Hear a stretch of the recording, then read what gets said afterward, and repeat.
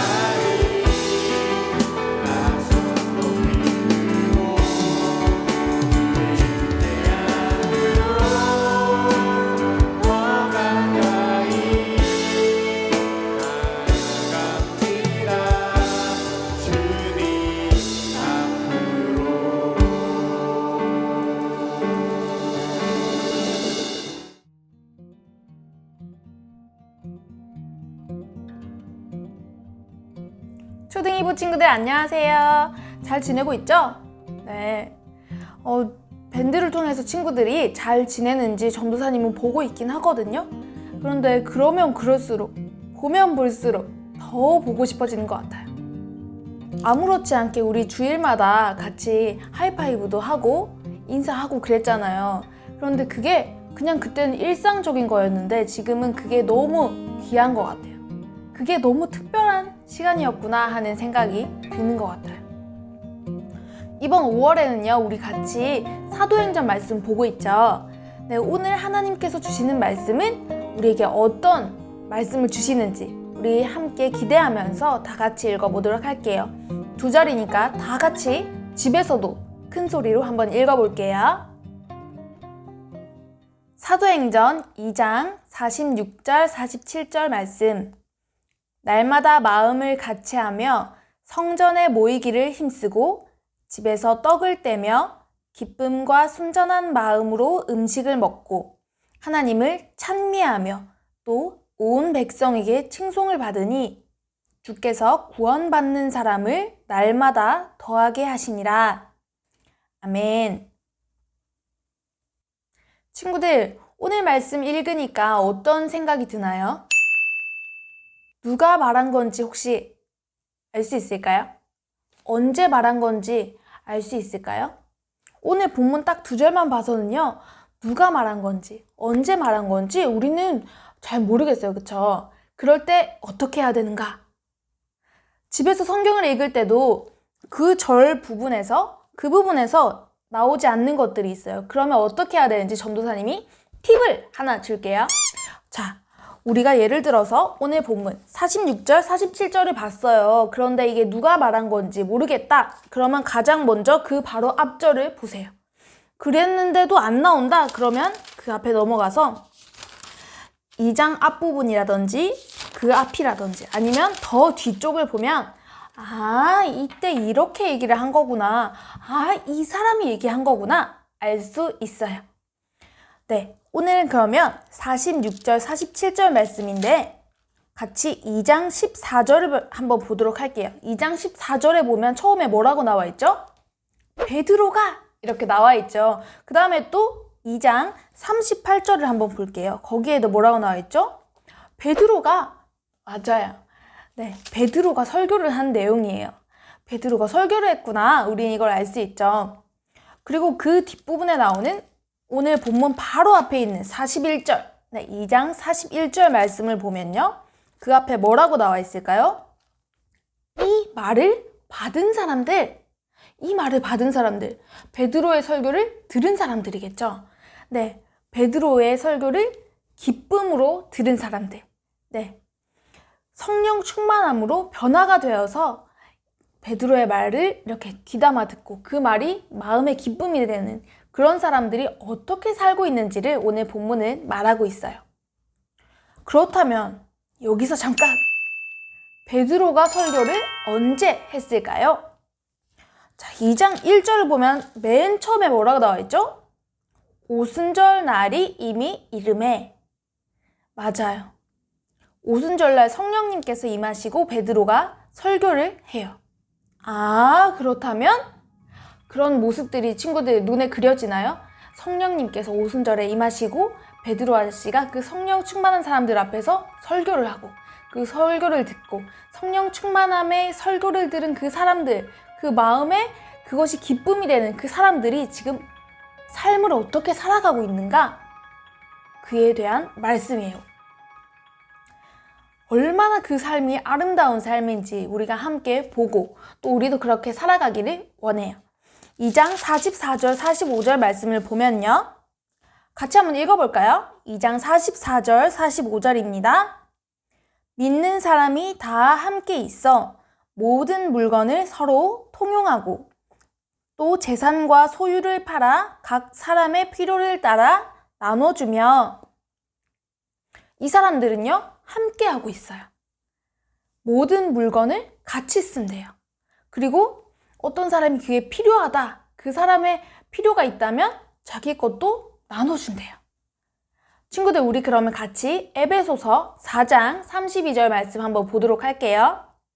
에베소서 4장 32절 말씀 같이 읽어볼게요.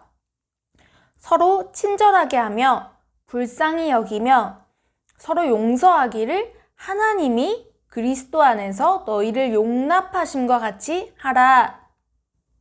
믿는 우리가, 예수님을 믿는 우리가 모든 물건을 같이 쓸 수 있는 것. 또 어려운 사람의 필요를 따라서 우리 것을 나눠주는 것은 우리에게 너무 어려운 일이에요. 전도사님만 그런가요? 아니죠? 그게 참 쉽지 않아요. 전도사님은요, 어렸을 때 언니랑 많이 싸웠어요. 언니랑 왜 싸웠을까요? 많은 여자친구들은 공감하고 있을 거예요. 왜 싸웠냐면요, 바로 옷 때문이에요. 전도사님이 그 옷 참 예쁘지, 그 예쁜 옷 오늘 입고 싶다, 오늘 입어야지 하고 옷이 있는 곳으로 가면 누가 있을까요? 언니가 있어요. 언니도 똑같은 날 똑같은 생각을 한 거예요. 나 오늘 나갈 때 이거 입어야지, 이렇게 생각을 한 거죠. 그런데 둘이서 똑같은 마음을 가지고 있어서 둘 다 양보를 안 한 거예요. 그래서 어떻게 됐을까요? 싸웠어요. 친구들은 어떻게 하고 있나요? 내가 먹고 싶은 건데, 내 건데 그 친구도 이걸 먹고 싶어 해요. 그럼 우리는 어떻게 하나요? 그리고 그 친구가 뭐 필요한 것이 있는데 내 것을 그 친구에게 기꺼이 기쁨으로 나눠줄 수 있나요? 참 쉽지 않아요, 그쵸?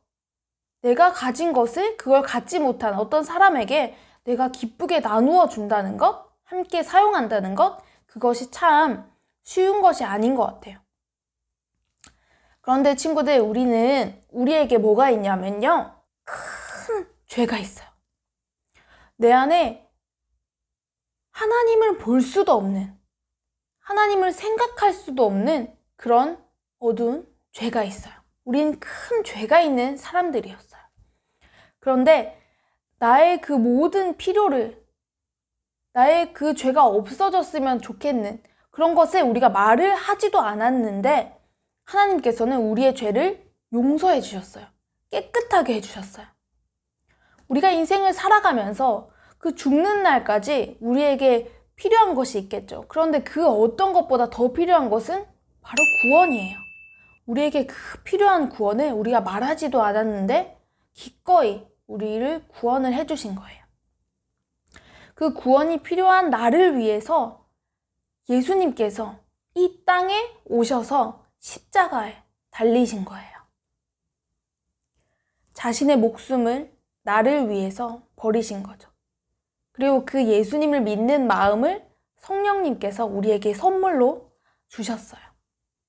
우리는 아무리 착한 일을 한다고 해도, 내가 싫어하는 친구지만 내가 용서를 한다고 해도 그 어떤 것도 내 안에 믿음이 생기게 할 수 없어요. 나를 의롭다고 할 수 없어요. 나의 어떠한 행동도 그렇게 도움이 될 수 없어요. 우리의 의롭다함을 받는 것과 우리가 받는 그 구원은요, 오직 성령님의 선물로 인함이에요. 성령님께서 주신 그 선물로 우리가 의롭다함을 받을 수 있어요. 친구들, 그 성령님의 선물을 받은 우리가, 주님과 함께 있는 우리가 부러울 것이 있을까요? 나를 위해서 십자가를 지시고 또 내 죄를 깨끗하게 사해 주신 그 예수 그리스도가 계신데, 그 예수님이 내 안에 계시고 그 예수님이 내 편이신데 무엇이 더 필요할까요? 2장 47절 후반부를 보면 2장 47절 뒤쪽에 이런 말이 나와요. 온 백성에게 칭송을 받으니. 친구들, 우리가 그렇다고 해서 그 예수님만 바라본다고 해서 우리의 삶을 우리가 내버려 둬야 되는 건 아니에요. 예수님을 믿는 우리일수록 온 백성에게 칭송을 받으니. 예수 그리스도보다 내게 더 귀한 것은 없지만 예수 그리스도로 인하여서 모든 일을 성실하게 하게 되고 또 이 세상에서 빛을 발하게 되는 그런 삶을 사는 거예요. 세상에서 빛이 되는 사람은요, 어디에서든 빛으로 살아요. 예수님의 빛이 내 안에 계시기 때문에 그 사람의 경건을 위해서 내 경건을 위해서 힘쓸 수밖에 없고, 또 하나님이 말씀이 내 입에 꿀같이 달 수밖에 없는 거예요. 시편 119편 103절에 이렇게 나와 있습니다. 주의 말씀의 맛이 내게 어찌 그리 단지요. 내 입의 꿀보다 더 다니이다. 친구들, 내 안에 예수님이 계시고 내 안에 성령님이 계신 그 사람은요, 매일매일 예수님을 생각할 수밖에 없어요. 아침에 눈을 떴을 때 그냥 감사가 자동으로 입 밖으로 나올 수밖에 없어요. 그런데 친구들 가운데 이런 고민이 있는 친구가 있을 수도 있어요. 저는요, 예수님을 믿는데요, 사실은 성경을 이렇게 펴기만 해도 졸릴 때가 너무 많아요. 저 예수님 진짜 믿는데요, 기도하려고 눈만 감으면 자꾸 다른 생각이 나요. 할 일이 너무 많아. 그렇다면 저는 예수님을 안 믿는 건가요? 저는 예수님 믿는데요? 이렇게 생각하는 친구들이 있을 수 있어요. 친구들, 그게 왜 그런지 전도사님이 얘기해 줄게요. 우리는 세상에 속한 것이 아니라 하나님의 나라에 속한 사람이에요. 우리는 하나님 나라 사람이죠. 우리는 주님의 은혜를 받은 사람이고 또 성령 충만함을 받은 사람이에요. 우리는 또 하나님을 찬미하는 사람이고 우리 안에 하나님을 찬양하고 하나님을 예배하기 위한 그런 열망이 가득한 사람이에요. 예수님을 믿는 사람 가운데 하나님을 예배하기를 싫어하는 사람은 없어요. 그렇지만 그런 마음이 들 수는 있겠죠. 그런 마음이 드는 것은 우리 안에 죄가 있었던 그 자국이 있기 때문이에요. 우리는 인간의 몸으로 이곳에, 이 땅에 살고 있죠. 우리의 죄는 예수님께서 이미 다 사해 주셨어요. 예수님의 십자가로 씻음받은 우리 안에 죄가 있었던 그 자국은 여전히 남아 있어요. 그것이 얼마나 강한지를 본다면 정말 그 성령님의 은혜로 내 안에 있는 그 죄의 자국을 볼 수 있게 된다면 죄라는 것이, 죄의 본질이라는 것이 얼마나 강한 것인지 우리가 생각을 해볼 수 있을 거예요. 친구들, 우리 지금 코로나로 인해서 함께 모일 수 없는 상황에 있어요. 각자 집에서 우리가 영상으로 예배를 드리고 있지만 그럼에도 우리는 성전에 모이기를 힘써야 하고 또 힘쓸 수밖에 없어요. 예수님께서 우리의 머리 되시는 그 몸의 각 부분인 우리가, 교회의 지체가 되는 우리가 모일 수 없는 것에 대해서 우리는 탄식해야 하고요. 또 각자의 처소에서 예배 드릴 수밖에 없는 이런 일이 생긴 것 자체를 우리는 안타까워해야 해요. 그리고 우리는 이 사태가 빨리 끝나고 함께 모여 예배 드릴 수 있도록 그걸 기도하면서, 기대하면서 또 그날을 준비해야 해요. 물론 예배당에 모여서 함께 드리는 그 예배만을 참 예배라고 할 수는 없어요. 이런 특수한 상황에 각자 있는 그 자리에서 예배 드리는 것이 또 새로운 예배의 모습이죠. 함께 모여서 예배할 때 그저 피아노 소리, 드럼 소리, 그런 분위기들 때문에 함께 모이자는 것이 아니에요. 그런 것이 만약에 목적이라면요, 그냥 골방에서 하나님과 1대1로 마주하는 것이 훨씬 나아요. 그런데 우리한테 남아있는 그 죄의 자국이 우리가 모이기를 패하게 만들어요. 서로 사랑하지 않고 싶은 마음을 자꾸 심어줘요. 내 것은 내 거다. 이건 내 거야.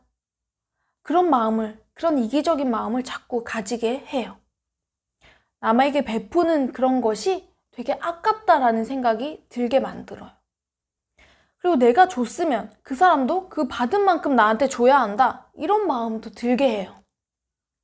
우리가 모이기를 힘쓰고 떡을 떼는 것, 또 기쁨과 순전한 마음으로 음식을 먹는 것에는 목적이 있어요.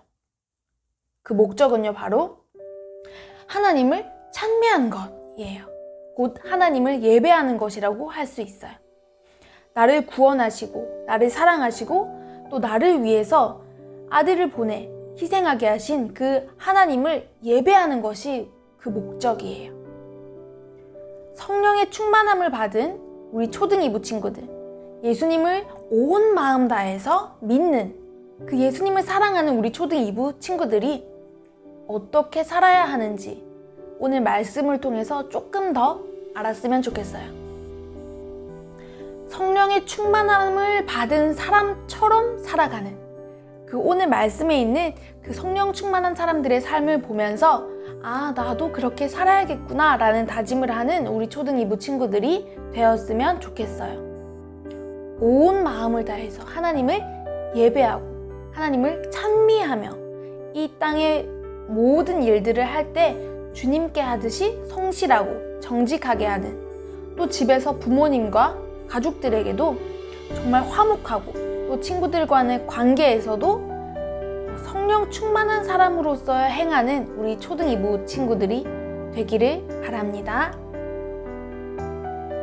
같이 오늘 들은 말씀을 가지고 기도를 했으면 좋겠습니다. 먼저 오늘 들은 말씀에 대하여서 하나님께 감사함으로 또 하나님께서 오늘 주신 그 말씀을 가지고 내가 그렇게 살 수 있도록 또 매일매일 하나님의 말씀을 묵상하면서 하나님을 찬미하는, 하나님을 예배하는 그 기쁨을 누릴 수 있게 해달라고 같이 마음을 모아서 기도하도록 하겠습니다.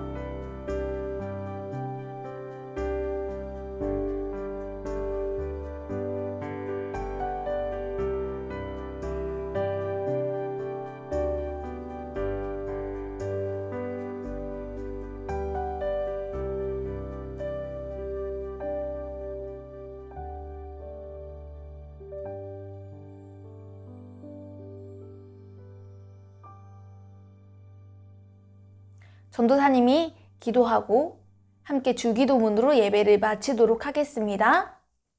기도하겠습니다. 살아계신 하나님 아버지, 오늘 우리가 또 함께 주님을 바라보며 예배할 수 있게 하심에 참으로 감사합니다. 아버지, 어려운 상황 속에서 우리가 함께 모일 수는 없지만 각자의 그 처소에서 예배를 할 때 주님께서 우리가 어디에 있든지 한 마음으로 주님께 예배한다는 것을 기억하게 도와주세요. 주님, 오늘은 사도행전 말씀을 보면서 그 성령 충만함을 받았던 그 사람들이, 베드로의 설교를 들었던 그 사람들이 어떤 삶을 살았는지, 성령 충만함 받은 그 사람들의 삶을 함께 보았습니다. 아버지, 그 말씀을 들을 때 주님께서 나에게 주시는 그런 마음이 있었습니다. 내가 어떻게 하고 살았는지 보게 하시고 내가 앞으로 어떻게 살지를 우리의 마음에 깨달음을 주신 것 참으로 감사합니다. 아버지, 이 시간 우리에게 든 이 마음이, 이 생각이 그저 지금 듣는 말씀 이거 끝나고 나서 잊어버리는 것이 아니라 내가 진짜 주님 아버지 앞에서 그렇게 살아갈 수 있도록 도와주세요. 아버지, 정말 내 물건을, 나의 어떤 것을 누군가 나누는 것이 참 어렵습니다. 정말 어려움을 가지고 사는 사람들을 내 눈으로 자주 보지만 그 사람들을 돕고자 하는 마음보다 나의 필요를 채우려는 마음이 더 크게 있습니다.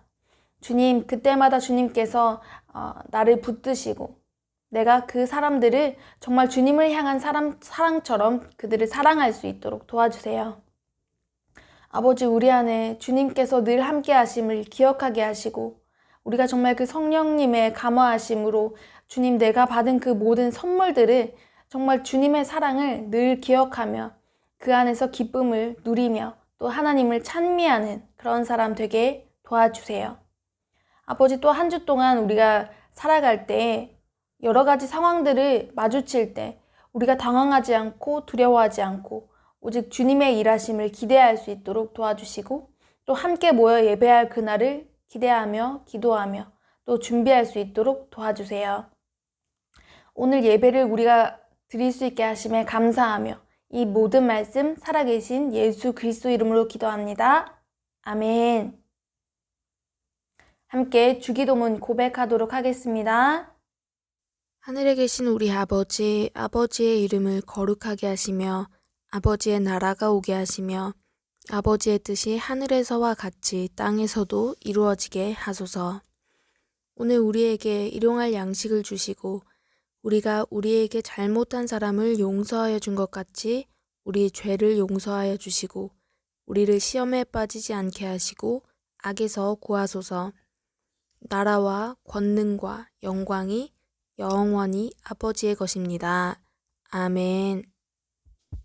친구들, 오늘 이렇게 영상으로나마 함께 볼 수 있어서 너무 기뻤어요. 예배드린 영상 밴드에 올려주는 거 알죠? 그걸 보면서 친구들의 얼굴을 보는 게 얼마나 좋은지 몰라요. 네, 많은 친구들이 올려줬으면 좋을 것 같고요. 우리가 함께 예배드리게 될 그날을 기대하면서 기도하면서 그렇게 기다렸으면 좋겠습니다. 또 만나요, 친구들. 안녕.